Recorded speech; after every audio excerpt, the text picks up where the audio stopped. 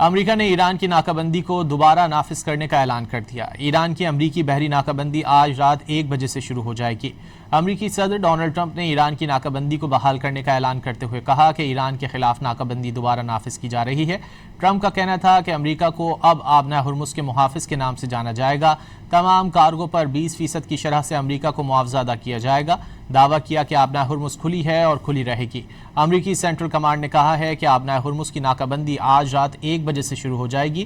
امریکی فوج نے ایکس پر جاری بیان میں کہا کہ سینڈ کام کی فورسز ان تمام جہازوں کے خلاف ناکابندی نافذ کریں گی جو ایرانی بندرگاہوں یا ساحلی علاقوں کی طرف جا رہے ہوں گے یا وہاں سے آ رہے ہوں گے۔